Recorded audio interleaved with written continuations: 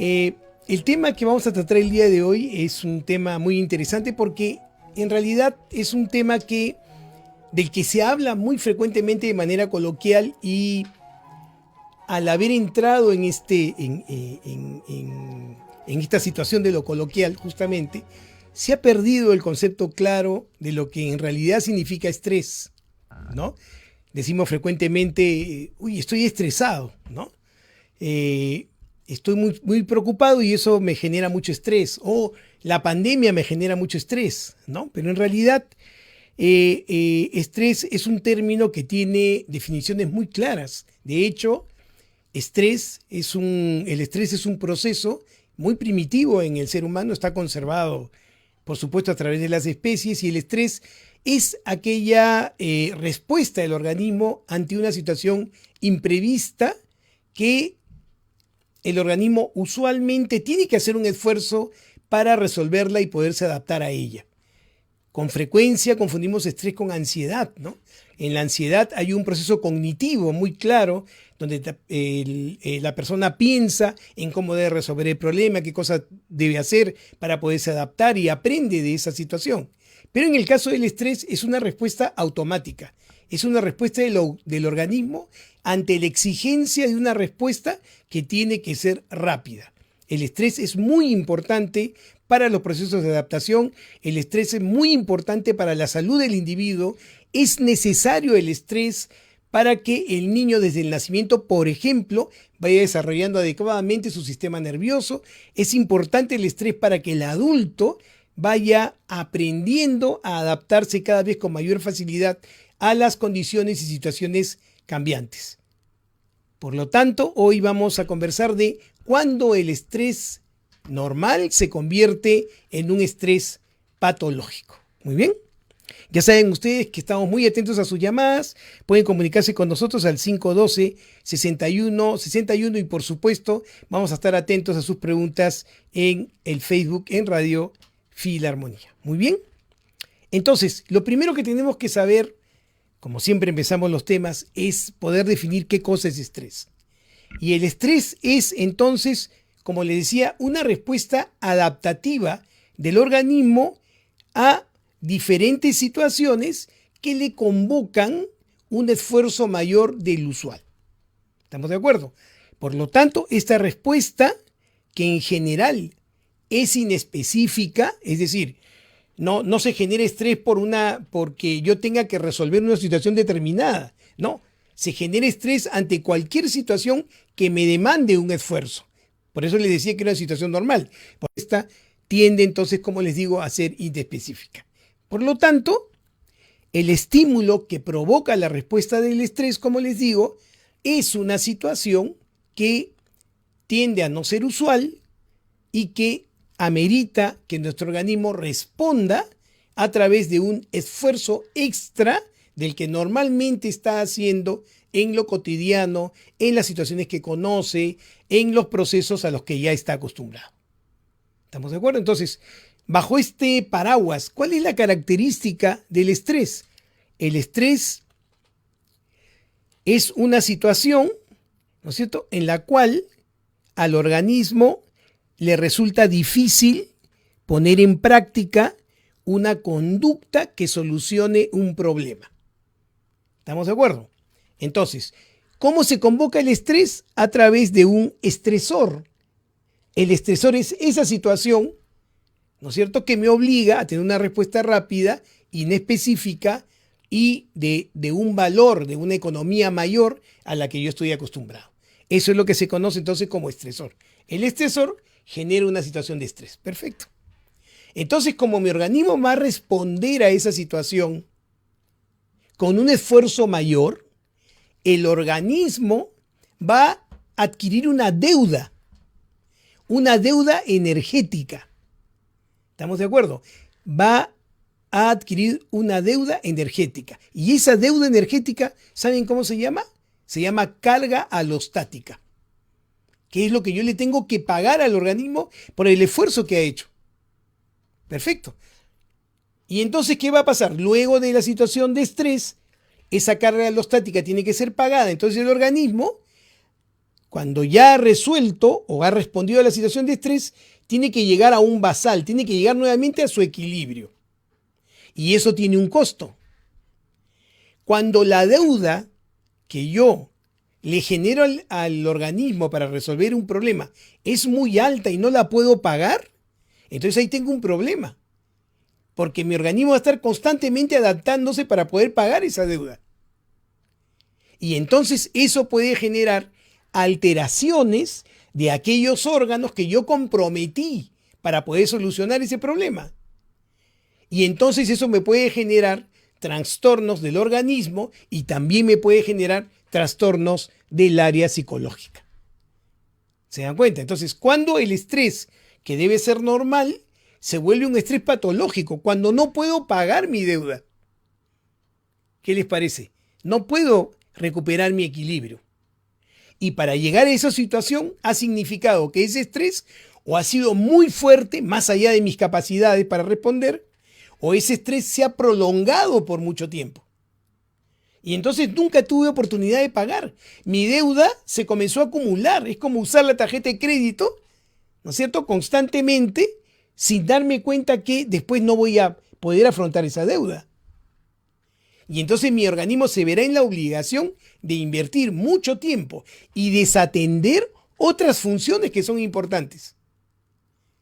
Y entonces se genera todo un desequilibrio que, como les digo, se puede rápidamente expresar en alguna alteración, sea del organismo o una alteración, por supuesto, del funcionamiento cerebral. Entonces, tengo que entender que en el estrés hay 3 factores que son importantes que debemos considerar. Primero, ¿cómo percibo yo mis propios recursos? ¿Qué capacidad siento y tengo para enfrentar situaciones de estrés? El segundo componente será cómo percibo el entorno, cómo percibo lo que pasa alrededor mío, ¿no es cierto? Y el tercero será el propio entorno. Entonces les voy a poner un ejemplo, me van a entender ustedes claramente, ¿no? Yo siempre les he hablado que hay que cuidar al niño, ¿no? Por ejemplo, vamos a suponer que por alguna circunstancia un niño en el desarrollo pasa por situaciones de estrés muy intensas. ¿Qué va a generar eso? Que cuando sea adulto va a ser muy proclive a activar el estrés. Inclusive en situaciones que no necesariamente son importantes y amerite estrés. Y entonces ese niño que ha pasado por estrés en la niñez, cuando pase por un estrés que puede no generar mayor dificultad en la adultez, todo lo que va a invertir para solucionar esa situación va a ser mucho mayor de lo que realmente se necesita. Por lo tanto, va a comenzar a sufrir trastornos de aquellos órganos comprometidos en la respuesta del estrés. Entonces, si yo he sido maltratado de pequeño, este factor de percepción del entorno se va a alterar, porque todas las situaciones a mi alrededor me van a parecer peligrosas, me van a parecer nuevas, me van a preocupar. Y entonces estaré yo de estrés tras estrés. ¿Se dan cuenta? Cuando en realidad no debería convocar esa función. ¿Qué significa? Que mi umbral para responder al estrés es muy bajito. Y eso lo obtuve en la niñez. ¿Se dan cuenta? Entonces, el primer factor que es importante es cómo yo percibo el entorno. El segundo valor, la segunda característica entonces, son mis propios recursos, ¿no? ¿Cuánto tengo yo para poder resolver rápidamente esos problemas? Eso es lo que nosotros llamamos resiliencia, ¿se acuerdan? Este término que hemos usado constantemente. La resiliencia es la capacidad para responder rápidamente a las situaciones de estrés y luego poder pagar mi deuda por lo que invertí para resolver eso. Eso es resiliencia. Entonces la resiliencia me cuida de aquellas complicaciones que yo puedo tener por estar en un estrés crónico o muy intenso. ¿No es cierto? Voy a tener un poder interno para poder pasar victorioso estas situaciones que son constantes. Y lo otro, por supuesto, es el entorno, ¿no? O sea, difícilmente estando yo en medio de una guerra, voy a tener la capacidad de poder enfrentar un estresor tan intenso y tan prolongado. Entonces voy a tener dificultades. Mi estrés, que debe ser normal, se va a convertir en un estrés patológico. Entonces recuerden, es importante, primero, mi percepción del entorno que está en relación a mi vivencia, a cómo he crecido, a cómo desde pequeño he sido criado bajo situaciones de equilibrio o no. Eso va a permitir que yo tenga una percepción del entorno. Entonces también será importante cómo me perciba yo con respecto a la capacidad de resolver los problemas. Y lógicamente tendrá relación con el entorno en el cual se está generando esta situación de estrés. Estos tres componentes suman y dan una respuesta. ¿Estamos de acuerdo? Entonces, ¿de qué va a depender, en resumen, que el estrés que debe ser normal se convierta en estrés patológico? Va a depender de tres situaciones. Una historia personal de maltrato, de negligencia, de falta de vínculo adecuado, que va a hacer que de adulto tenga una percepción siempre de temor ante todas las situaciones.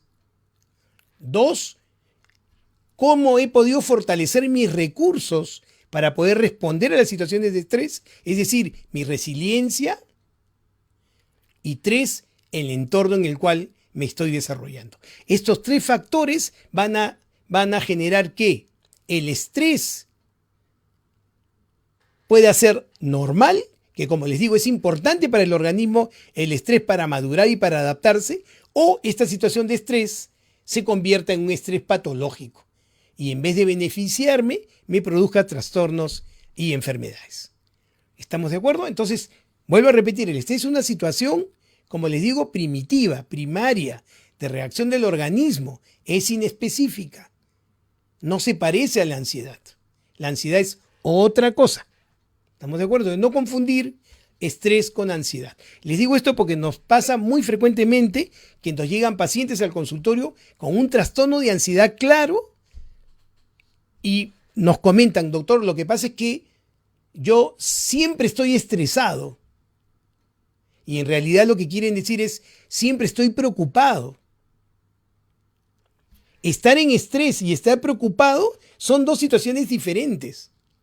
Porque el estrés es una situación inespecífica. Y cuando uno piensa en algo específico. ¿Estamos de acuerdo?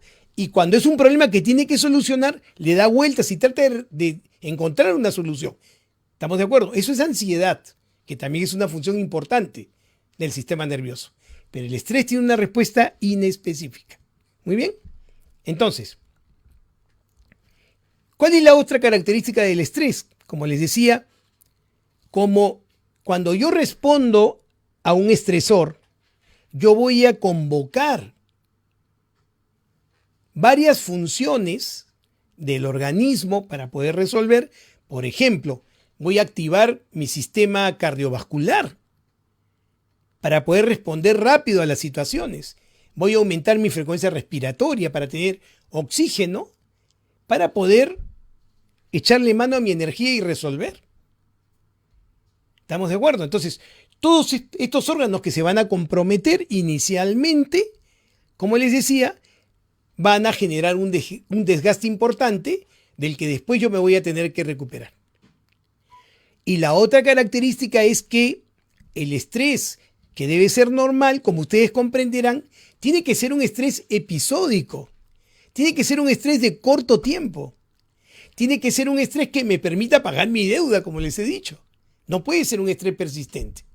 Entonces, ¿cómo es el estrés saludable?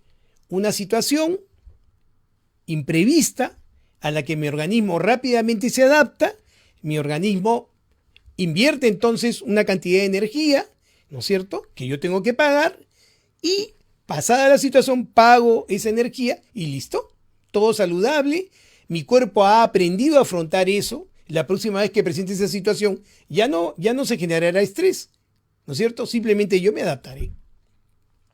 ¿Estamos de acuerdo?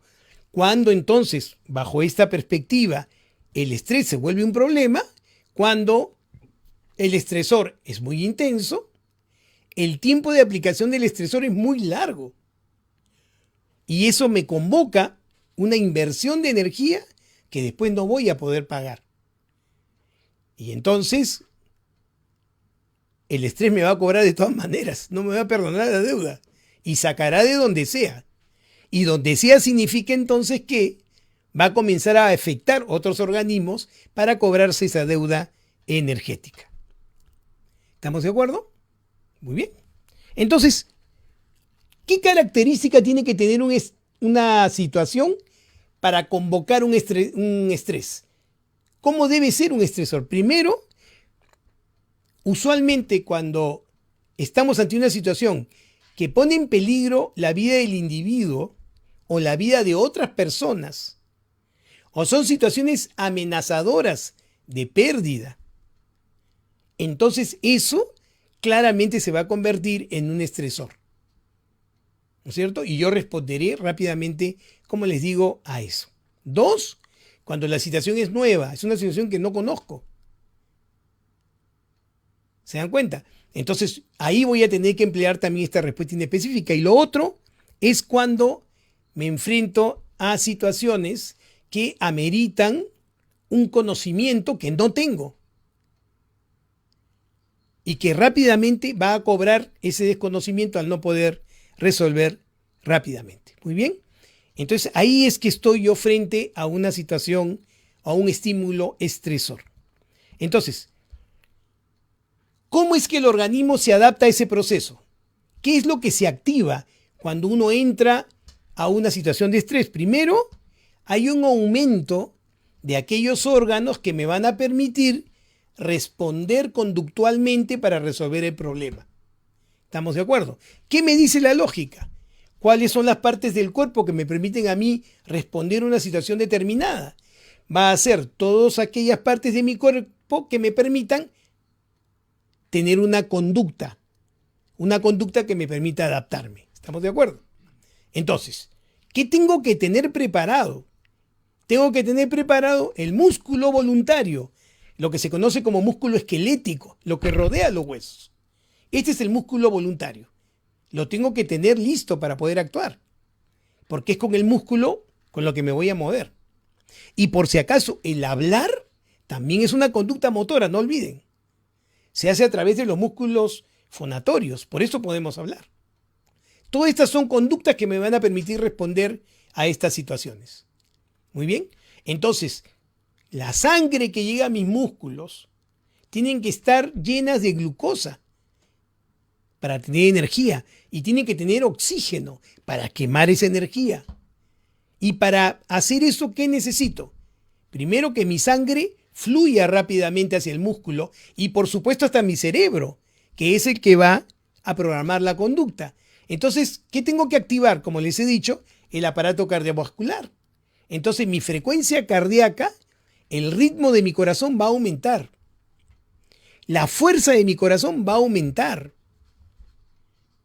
¿Estamos de acuerdo? Y mi frecuencia respiratoria y la profundidad de mi respiración también va a aumentar porque me va a dar oxígeno. Entonces yo voy a estar respirando y sintiendo el corazón latiendo. Y esa situación de respuesta, que se conoce como estrés, es una situación que molesta, que incomoda. A pesar de que es necesaria, incomoda al individuo. Por eso que estas situaciones tienen que ser, como les digo, acotadas, tienen que ser cortas para poder después pagar la deuda. Comprenderán ustedes que en ese momento estoy usando glucosa, oxígeno, estoy aumentando la fuerza del corazón, se está gastando energía. Y entonces toda esa energía, después, como les digo, la voy a tener que pagar, la voy a tener que recuperar. Muy bien.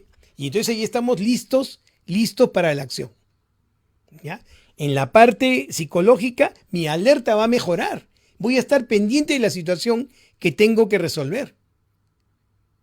Voy a concentrarme en aquello que tenga que resolver. Y entonces, todo esto va a ser convocado, como les digo, por una situación o un estímulo estresor. Entonces, ustedes me dirán con justicia, oye Alberto, pero ¿para qué sirve el estrés entonces? Si es una situación que me va a incomodar. No me va a gustar sentir una sensación de opresión en el pecho. No me va a gustar, pues, estar ahí como con una sensación de que me falta el aire. No me va a gustar. Prefiero no pasar por situaciones de estrés. Pero no, porque la situación de estrés tiene funciones. El estrés tiene funciones claras para el individuo. Lo primero es que en la medida que yo pase por situaciones de estrés, voy a comenzar a aprender todas aquellas circunstancias que no conozco y que no manejo. Y entonces al conocerlas y manejarlas, ¿no es cierto?, voy a tener primero una mayor capacidad de adaptación.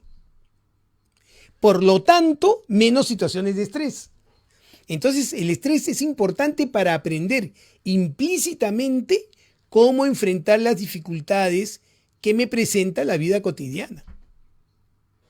Por lo tanto, ustedes podrán claramente definir, ¿para qué me sirve el estrés? Para adaptarme. El estrés me sirve para sobrevivir. No solamente eso, me sirve para aprender y ayudar a otro que puede pasar por una situación de estrés y yo le puedo decir, hermano, es así como se soluciona, porque yo ya lo aprendí. ¿Se dan cuenta? Por eso es importante el estrés. ¿Cuál es la segunda función? Me va a permitir manejar la información de manera más veloz. Mi velocidad de procesamiento de la información va a ser cada vez mayor. Y entonces yo voy a tener respuestas muy rápidas ante situaciones que pueden ser peligrosas.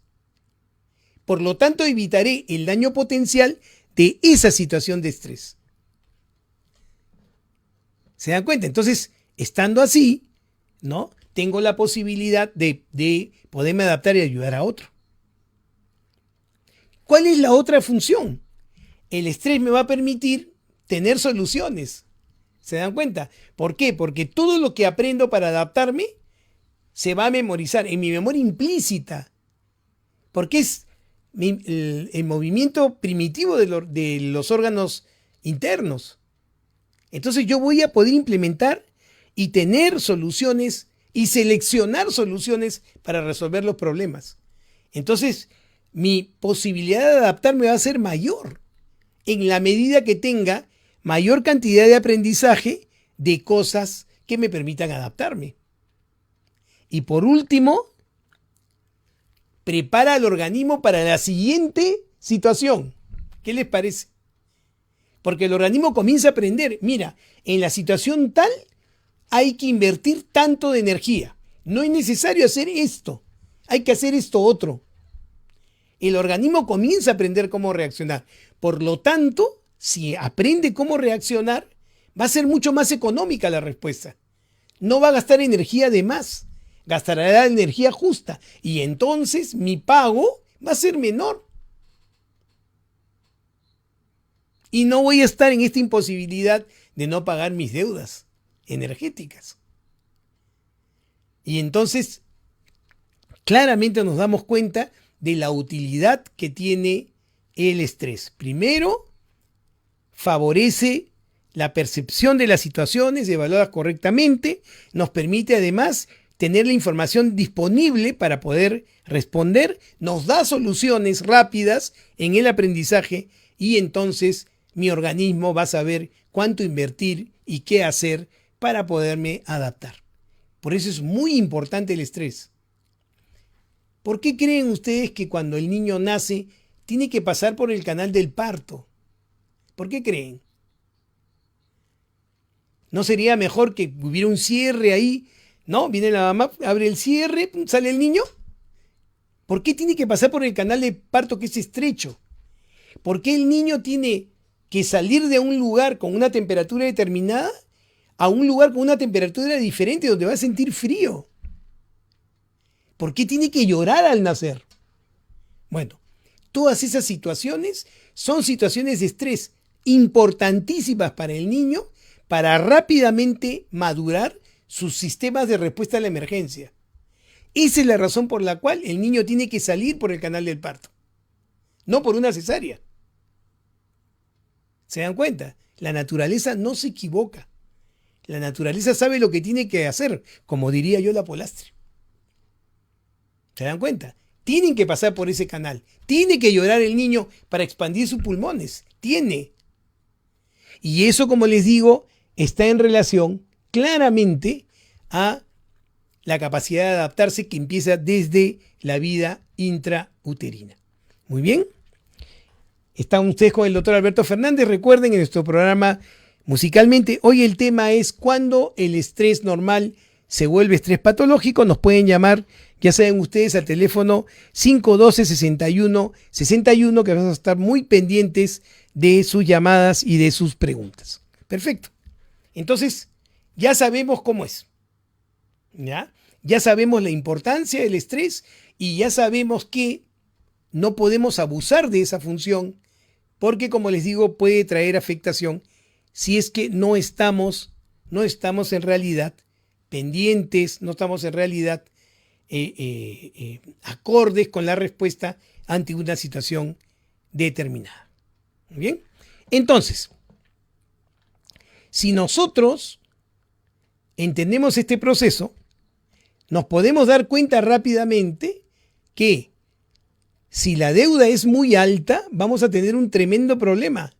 Y ese problema va a ser, como les decía, que el organismo va a tener la imposibilidad de poderse adaptar a el pago que tiene que hacer ante una situación de estrés, si es que esta situación, ¿no es cierto?, no corresponde adecuadamente con relación a la respuesta que se tiene que dar.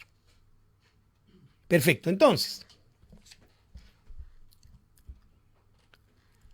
vean ustedes, cuando uno entra en una situación de estrés, se producen lo que llamamos en la descripción de la función de los órganos, llamamos hormonas de emergencia.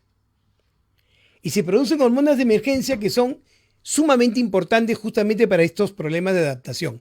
Y una de las hormonas de emergencia más importantes que se producen, ¿no es cierto?, es la noradrenalina. La noradrenalina, entonces, es un neurotransmisor que también se comporta como una neurohormona que nos va a permitir ponernos en alerta y en vigilancia, nos va a permitir concentrarnos en lo que tenemos que resolver, y es la noradrenalina la que va a activar el sistema cardiovascular para poder tener una respuesta adecuada. Pero no solamente se va a activar la noradrenalina, ¿no es cierto? No solamente se va a producir esta hormona, también se va a producir otra hormona que va a hacer cambios a largo plazo, que son los famosos corticoides, los glucocorticoides, ¿no es cierto?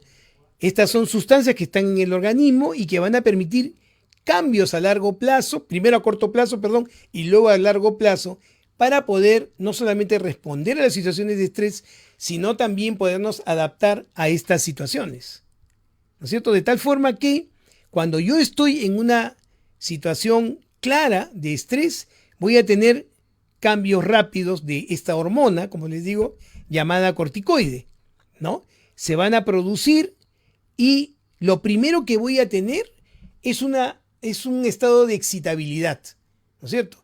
Voy a estar en un estado de excitabilidad, un estado en el que me va a permitir responder rápidamente a estos estímulos. Y eso es gracias a los corticoides. Voy a mejorar mi alerta, voy a mejorar mi vigilancia, mi atención y voy a estar en estado de respuesta. Estos son los cambios rápidos, pero hay cambios lentos que me van a servir a posteriori. ¿Cuáles son? Primero, este sistema va a madurar mejor para su funcionamiento y va a permitir que todas aquellas estructuras del sistema nervioso que han sido convocadas para resolver el problema que me genera un estímulo estresor, va a madurar. Las neuronas del sistema que ha permitido esa respuesta se van a consolidar, se van a comunicar entre ellas. Y esto va a permitir que la memoria de todo lo que ha aprendido quede instalada en estas neuronas. Gracias a esta hormona de emergencia se va a consolidar la información entre las neuronas que han participado en la resolución del problema. Y esto es lo que se conoce como neuroplasticidad. Es decir, las situaciones de estrés pueden cambiar, por supuesto, la configuración cerebral. ¿Se dan cuenta? Y así es como aprendemos, consolidando la memoria que donde se va a depositar todo ese conocimiento que hemos aprendido para resolver ese problema. ¿Qué les parece? Por eso es importante. Todas las situaciones de estrés que pasamos desde el nacimiento son aprendidas y quedan en nuestro bagaje de conocimiento. Mañana más tarde me presento en una situación parecida a la anterior y yo voy a saber cómo responder inmediatamente. Entonces es importantísimo el estrés para madurar el sistema nervioso y darnos capacidad, por supuesto, para podernos adaptar. Y esto depende, como les decía, de esta hormona, de este corticoide, efectivamente, específicamente de los glucocorticoides. Muy bien, y en esa medida entonces yo voy a tener la posibilidad de poder evaluar con este conocimiento de qué cosa me tengo que preocupar y de qué cosa no me tengo que preocupar.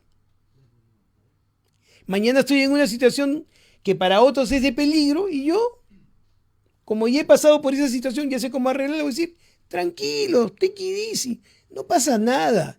Esto es esto y se arregla así. ¿Qué les parece?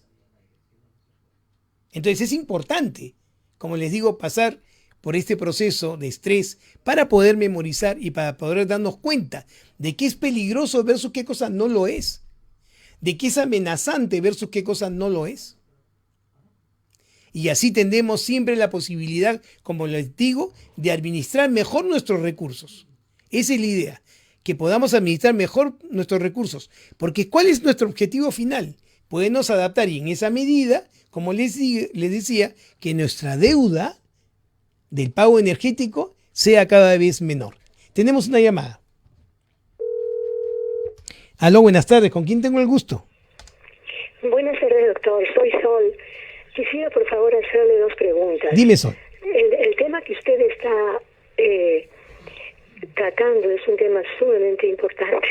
Gracias. Se habla mucho del estrés en estos tiempos, en todo momento. Fuera de pandemia fue así y ahora con la pandemia igual. Quisiera preguntarle, ¿es motivo de estrés para los niños especialmente y luego también para los adultos esa situación de aislamiento, de falta de contacto humano, especialmente con los niños de su edad, de su propiedad y los adultos igual? Pueden ser situaciones estresantes. Y lo otro es, ¿y cómo solucionar eso? Lo otro es, ¿qué se hace con niños que han sufrido maltrato, han sufrido negligencia, aún antes de nacer, porque los padres ya sufrieron todas esas situaciones de estrés y durante su niñez, para poder recuperar a esos niños cuando ya son adultos? Correcto. Por favor, quisiera saber ¿cómo lo ve usted? Perfecto, Sol. Muchísimas gracias por tu llamada. Muchas gracias. Le agradezco. Muchas gracias. Gracias. Claro, lo que nos manifiesta Sol es totalmente cierto, ¿no? Justamente nosotros estamos pasando por un estrés crónico, por un estrés que no termina de solucionarse, ¿no? Todavía estamos permanentemente ante una amenaza. ¿Se acuerdan lo que les había dicho? Cuando una situación se vuelve un estresor, cuando es una situación que pone en peligro nuestra vida, el coronavirus, cuando es una situación que no conocemos, el coronavirus, y cuando es una situación que está exigiendo de nosotros constantemente adaptarnos y hacer cambios, el coronavirus, ¿no? Entonces, hoy nos ha tocado pasar por una época donde el estrés se ha cronificado, el estrés se ha hecho patológico, es demasiado largo y demasiado intenso. Por lo tanto, se pueden imaginar ustedes cuál es la deuda que tenemos nosotros para podernos adaptar a eso. ¿Cuánto vamos a tener que pagar de nuestra energía y de nuestros recursos para poder recuperarnos de esta situación de estrés? Ese es en realidad lo que resume la pregunta de Sol, ¿no? Efectivamente. ¿A quién ha afectado más? Es lo que se está viendo ahora. El estrés persistente, este estrés que se ha convertido en un estrés patológico, en primer lugar, a la población de tercera edad. Porque ha decantado este estrés persistente en los trastornos que son usuales cuando el estrés es patológico. Trastornos de ansiedad generalizada, esta sensación de que algo va a pasar, me voy a morir, se están muriendo mis compañeros, se están muriendo mis amigos. Y no puedo dejar de pensar en eso, no puedo dormir en la noche porque de repente no despierto en la mañana. Entonces eso ya es un trastorno de ansiedad. O entro a un cuadro depresivo, ¿por qué? Porque yo estoy esperando que las cosas se resuelvan y no se resuelven. Y entonces comienzo a adquirir una desesperanza que se va a instalar en el sistema nervioso, una desesperanza que la voy a terminar aprendiendo y va a ser parte de mi dinámica psicológica. ¿Y qué pasa con los niños? Están justamente, como bien Sol dice, están justamente en la etapa, los niños pequeños, donde la vinculación es lo importante. El estar conectado con los demás es importante, ¿no? Gracias a Dios, muchos de estos niños tienen entonces su familia, su estructura, y entonces van a recibir la vinculación con los padres, que va a ser fundamental. Los padres ahí tienen una función muy importante. No se rindan ni se aburran. Tienen que estar con sus hijos. Tienen que conectarse con ellos de manera importante, vincularse, ser afectuosos. Porque de eso va a depender el futuro de sus hijos con respecto a lo que estamos hablando. Cómo concebir las situaciones de peligro. No pensar que todo es peligroso y todo es amenazante. Tener confianza en los propios recursos para poder resolver. Por eso es muy importante el rol de la familia en esta situación de pandemia. Porque tenemos que aprovechar la oportunidad que nos da esto para vincularnos con más intensidad. Para que nuestros hijos sepan que su conexión directa de protección y de confianza es su propia familia. Eso es lo que tenemos que tratar de conservar. Esa es la mejor forma de prevenir cualquier complicación posterior por este estrés persistente. Que los niños volteen y sepan que sus padres están ahí, que los van a comprender, que los van a escuchar, que no los van a maltratar. Y los pacientes de tercera edad, saber que también están seguros con la familia. ¿No es cierto? No inhabilitarlos. Hacerlos formar parte de la dinámica familiar justamente para que sepan que son útiles. Que sus años no se terminan con la pandemia. Que son importantes justamente para afrontar estas situaciones. Esa es la forma más adecuada de poder estar a tono con esta situación y poder ser funcionales ante esta situación. Pero si el niño, como bien dice Sol, por las circunstancias que fueran, ha sido maltratado o este niño ha tenido negligencia, ¿cómo es que lo podríamos recuperar? Ahorita les contesto la pregunta mientras que recibimos nuestra siguiente llamada. Aló, buenas tardes. ¿Con quién tengo el gusto? Muy buenas tardes, doctor Fernández. Sí. Mi nombre es Carmen. ¿Qué tal, Gracias Carmencita? por su atención. Cuéntame. Sí, mi consulta es con respecto a las personas perfeccionistas. ¿Se puede asociar a un estrés poco saludable? Correcto, Carmen, qué buena pregunta. Ya, ahorita contestamos esa pregunta, gracias. Muy bien, entonces, lo que les decía, ¿no? Ahorita contestamos la pregunta de Carmencita, sí, pues, sea la razón que fuera, tenemos un niño pequeño que ha sufrido de maltrato físico, de maltrato emocional o de repente del más común de los maltratos, que es la negligencia. No darle al niño lo que necesita desde el punto de vista nutricional, desde el punto de vista afectivo, ¿no es cierto? Que es la forma más frecuente de maltrato en el mundo, la negligencia. ¿Qué es lo que han mostrado los estudios? Que los niños que pasan por estos tipos de maltrato, ¿no es cierto? Y dependiendo del tipo de maltrato, en la adolescencia y la adultez temprana, pueden debutar justamente con trastornos de ansiedad o trastornos depresivos, porque aprenden que todo lo que les rodea de alguna u otra forma es amenazante. Todo lo que les rodea de alguna u otra forma los quiere dañar.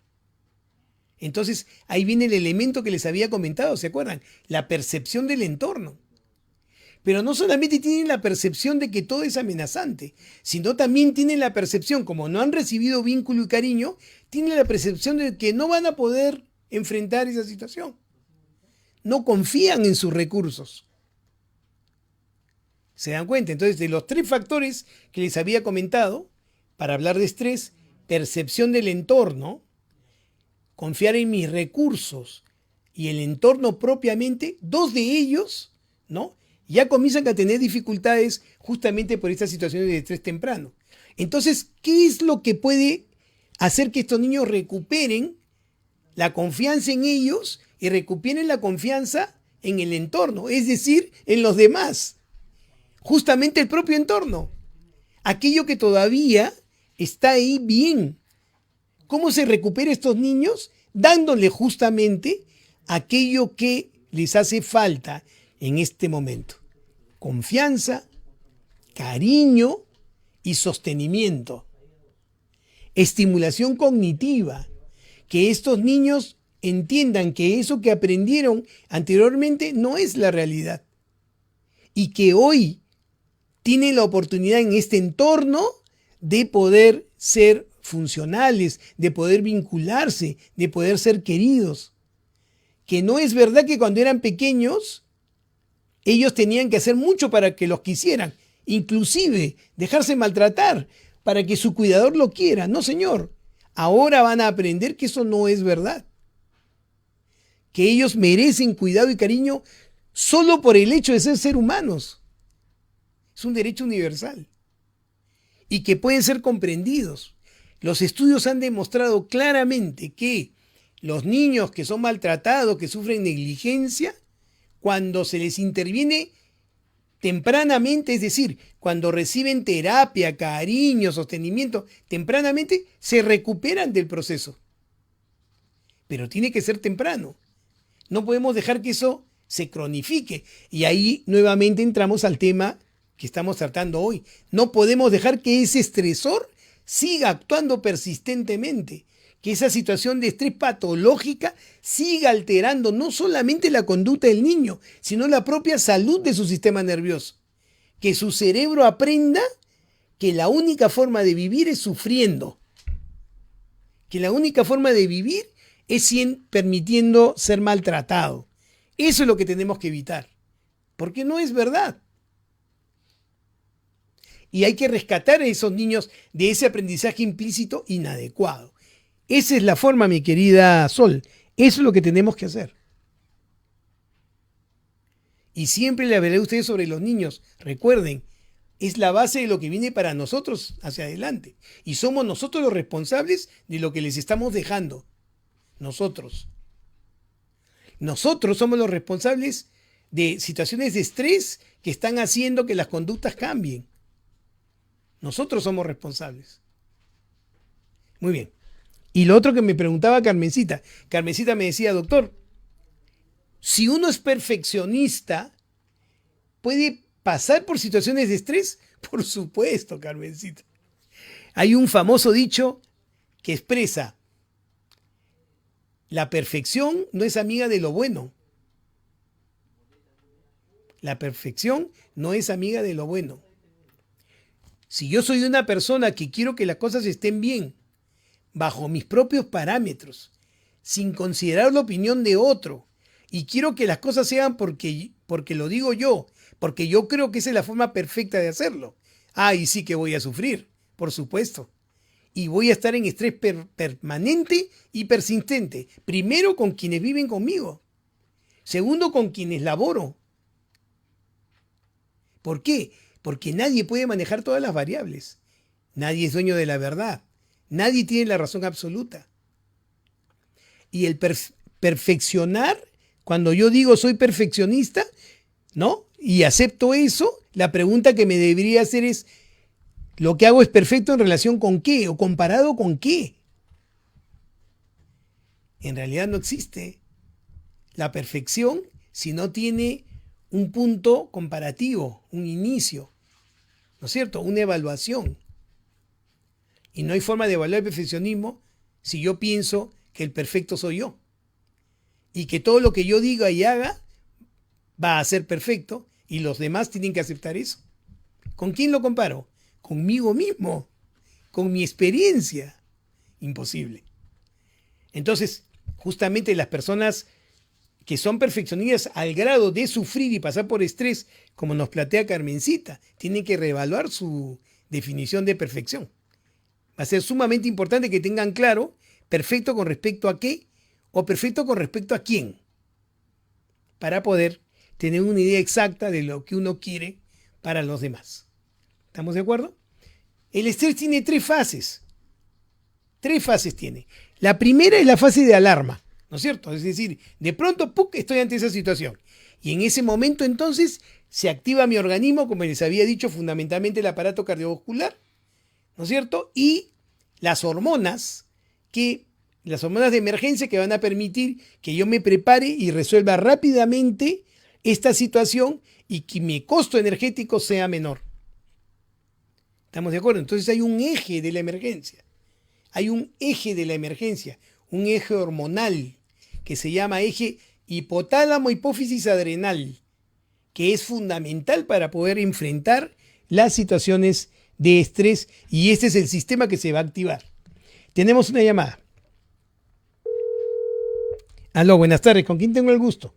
Sí, buenas tardes. Sí. Soy Elvira. Elvira, ¿cómo estás? Yo quisiera hacer una pregunta. Pregúntame, ¿Qué Elvira. ocurre cuando el rechazo de la madre es desde el vientre materno a esa personita que va a venir?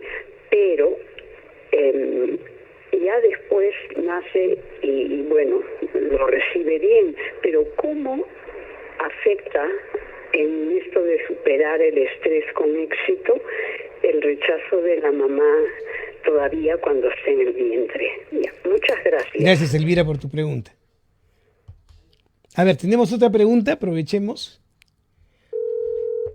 Aló, buenas tardes. ¿Con quién tengo el gusto? Doctor, habla Doris.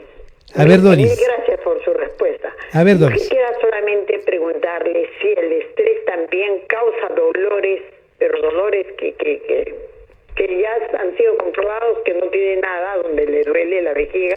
Perfecto. Excelente pregunta. Ahora te Muy la contesto. amable, No te doctor. preocupes. Muchas gracias por A su ti, respuesta. a ti. Muy bien. Miren ustedes. Vamos a aprovechar para contestar las preguntas. Voy a terminar con las fases del estrés para contestar las preguntas. Como les decía, la primera, el estrés tiene 3 fases, ¿no es cierto? La reacción de alarma, que es donde se producen las hormonas de emergencia, como les había dicho, ¿no es cierto? La segunda fase es un estado de resistencia. Cuando el estrés se prolonga, el organismo trata de adaptarse lo más que pueda y de manera progresiva va tomando sus recursos. Y durante esta fase trata de poner todo en equilibrio para después la adaptación no sea tan complicada. Ahí es cuando el organismo resiste. Miren lo sabio que es la naturaleza. Pero si el estrés continúa, entramos en una fase de agotamiento. Y en esa fase de agotamiento, entonces, la capacidad para responder disminuye. Y los órganos comprometidos en resolver el problema comienzan a tener dificultades. Comienzan a tener alteraciones. ¿Estamos de acuerdo? Porque les es complicado ya poder cumplir con este objetivo. Por lo tanto, es común que las personas que pasan por estrés persistente o estrés muy intenso puedan tener posteriormente depresión, ansiedad, expresiones corporales de esta deuda, dolor de cabeza, dolores osteomusculares como nos expresa Doris. Sí, Doris, el estrés puede estar relacionado con dolores osteomusculares porque el estrés activa el músculo, sobre todo los músculos antigravitatorios, aquellos músculos que nos permiten estar en posición erecta, los músculos del cuello, de la base de la cabeza, los músculos del inicio de las extremidades, la espalda, el abdomen. Esos son los músculos que comienzan a doler porque al aumentar su tono muscular para poder responder rápidamente, ¿no?, producen un desgaste y no puede estar permanentemente así, porque entonces se generan los dolores respondiendo a la pregunta clara que nos hacía Doris. Puede también haber trastornos gastrointestinales. Y ustedes me dirán, pero doctor, ¿qué tiene que ver el aparato digestivo con la respuesta del estrés? Tiene que ver. Y le voy a decir por qué. Porque cuando uno está en una situación de estrés, ¿ya? Han visto, les había comentado que el organismo agarra la sangre, la manda al músculo y la manda al cerebro. Pero esa sangre tiene que salir de algún sitio. ¿De dónde salió esa sangre? Esa sangre va a salir de aquellos órganos que en ese momento no son importantes para responder al estrés. ¿Cuál es ese órgano? El tracto gastrointestinal. Entonces la sangre de los intestinos, del estómago, del colon se va a retirar para priorizar los otros órganos. Y entonces, producto del estrés, yo voy a tener gastritis, voy a tener colon irritable, voy a tener esofagitis, voy a tener problemas digestivos claros. ¿Por qué? Porque sigo en emergencia. Porque mis otros órganos no están recibiendo la cantidad de sangre, oxígeno y glucosa adecuada para poder funcionar. No puedo hacer dos cosas a la vez. No puedo estar estresado, ¿no? Y comiendo. Complicado. El organismo, el organismo es extraordinario y tiene capacidad de adaptación, pero no le pidamos tanto.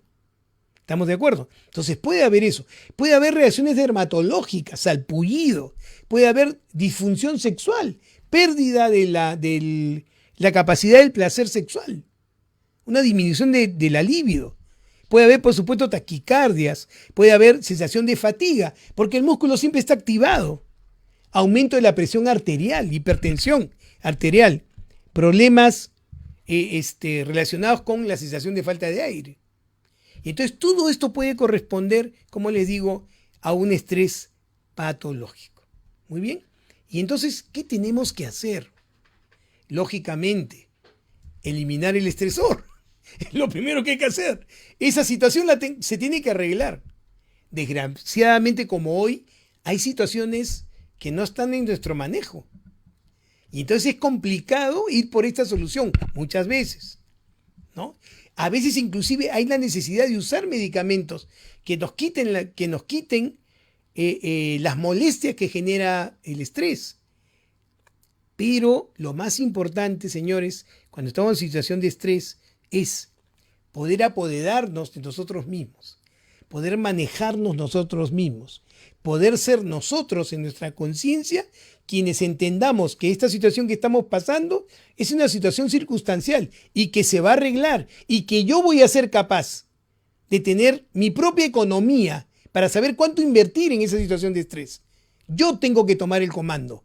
Eso es lo que yo tengo que hacer.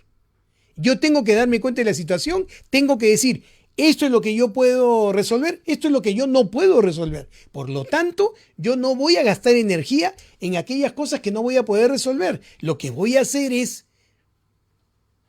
tornar toda mi energía en lo que puedo resolver. Ayudar a los demás a resolver lo del entorno.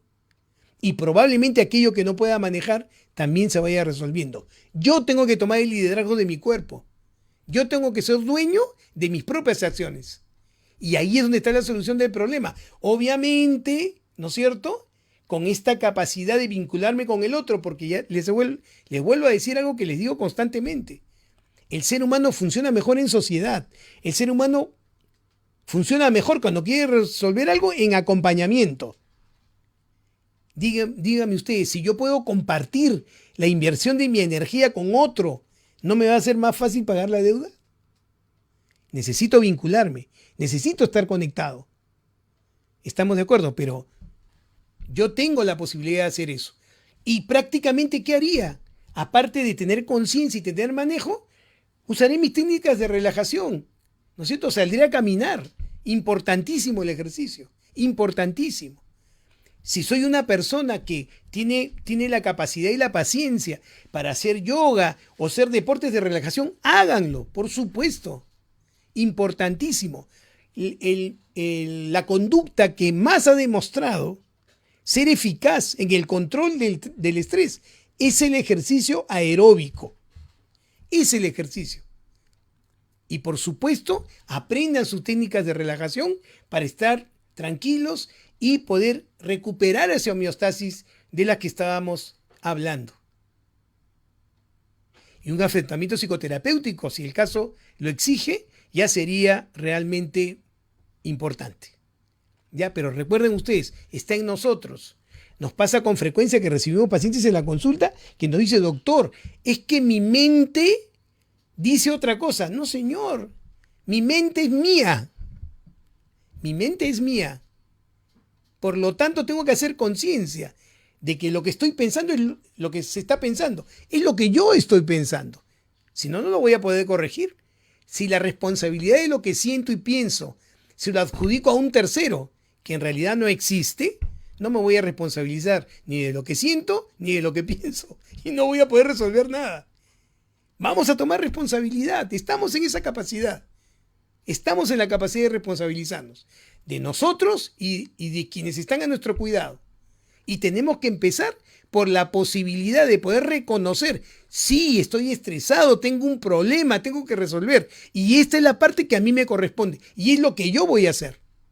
Y usaré mis recursos para utilizar la menor cantidad de energía para no tener dudas mayores posteriores y no complicar mi salud.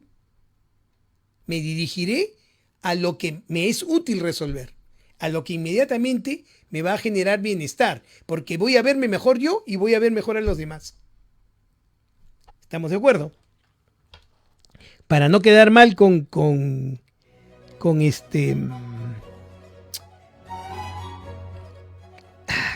la última llamada que tuvimos, vean ustedes, cuando una madre rechaza su embarazo, ¿no? Efectivamente se producen hormonas justamente de emergencia, porque cuando uno rechaza algo, entra en una situación de estrés justamente.